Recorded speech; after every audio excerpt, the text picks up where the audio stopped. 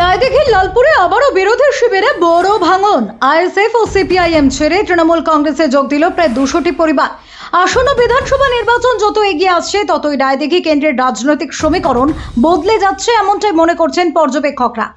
জানা গিয়েছে, দক্ষিণ 24 পরগনার রায়দিঘি বিধানসভার পূর্ব রানাঘাট গাজীপাড়ায় তৃণমূল কংগ্রেসের প্রার্থীর সমর্থনে একটি কর্মী সভার আয়োজন করা হয়।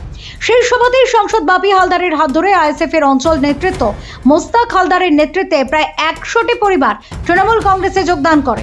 পাশাপাশি সিপিএম নেতৃত্ব আফতাব উদ্দিন গাজীর নেতৃত্বে আরও প্রায় 100টি পরিবার শাসক দলে নাম লেখান। এই যোগদান কর্মসূচিকে কেন্দ্র করে এলাকায় রাজনৈতিক উত্তাপ বাড়ে। সভায় উপস্থিত ছিলেন রায়দিঘি বিধানসভা তৃণমূল প্রার্থী তাপস মণ্ডল, বিধায়ক ডক্টর অলোক জলদাতা, ব্লক সভাপতি মানবেন্দ্র হালদার, লালপুর অঞ্চল যুব সভাপতি সাবির আলী মোল্লা, মিনোজ মোল্লা সহ একাধিক নেতৃত্ব। যোগদানকারী পরিবারগুলির দাবি, মমতা ব্যানার্জির উন্নয়নমূলক কাজে অনুপ্রাণিত হয়ে তারা তৃণমূল কংগ্রেসে যোগ দিয়েছেন। তাদের বক্তব্য, রাজ্যের বিভিন্ন প্রকল্প ও সামাজিক সুরক্ষা কর্মসূচির সাধারণ মানুষের জীবনে বাস্তব পরিবর্তন এনেছে। অন্যদিকে সাংসদ বাপি হালদার দাবি করেন, তৃণমূল কংগ্রেসই একমাত্র দল যারা সবসময় মানুষের পাশে থেকেছেন। বিশেষ করে সংকটের সময় দলের ভূমিকার কথাও তিনি তুলে ধরেন। তিনি আশাবাদী, আসন্ন নির্বাচনে লালপুর গ্রাম পঞ্চায়েত থেকে তৃণমূল কংগ্রেস বিপুল লিড পাবে। এই ঘটনাকে ঘিরে রায়দিঘির রাজনৈতিক লড়াই আরো তীব্র হতে চলেছে বলে মনে করছে রাজনৈতিক মহল। যোগদান কেন করলো, কারা করলো? দেখুন, আপনারা জানেন যে আইএসএফ এবং সিপিএম থেকে বহু কর্মী সমর্থক তারা আজকে লালপুরের বুকে এসে জয়েন করলো। আর একটাই কারণ, লালপুরের বুকে যদি কেউ উন্নয়নটা করে তার নাম তৃণমূল কংগ্রেস, তার নাম মমতা বন্দ্যোপাধ্যায়, অভিষেক বন্দ্যোপাধ্যায়। এবং আপনারা জানেন যে এসআইআরের সময় একমাত্র তৃণমূল কংগ্রেসই মানুষের পাশে ছিল, সাথে ছিল, এবং আজকের দিন পর্যন্ত মানুষের পাশে তৃণমূল কংগ্রেস আছে।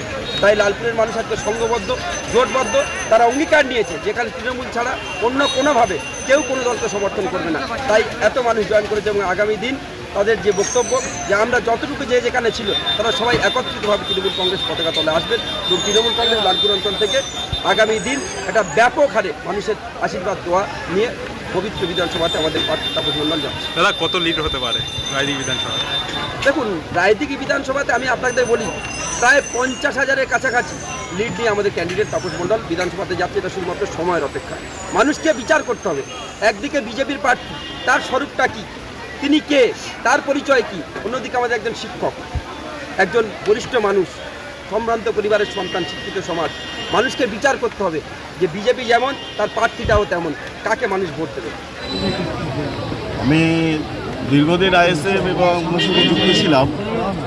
তৃণমূল কংগ্রেসে যোগদান করে আমার একমাত্র উদ্দেশ্য যে অভিষেক ব্যানার্জি এবং মমতা বন্দ্যোপাধ্যায়ের অ্যাকচুয়ালি উন্নয়ন দেখে আমি এই দলটার প্রতি আকৃষ্ট হই এবং এই দলে আমি যোগদান করি। আমার নাম মাসুদ হালদার। কেন যোগদান করেছে হঠাৎ? যোগ নাই, কিছু পারিবারিক একটু সমস্যা, এলাকায় উন্নয়ন কম ছিল তখন। আমরা একটু খবর করে গিয়েছিলাম যে যাতে আমাদের সেই আগের যে উন্নয়নটা ছিল যেন সেটা ফিরে আসে। কোন দল থেকে এসেছেন? দল আইএসএফ করতাম, কিছুক্ষণের জন্য দিয়েছিলাম। কতজন লোক আপনাদের সাথে এসছে? আমাদের সাথে আজকের এসছে প্রায় 100-এর উপরে আছে।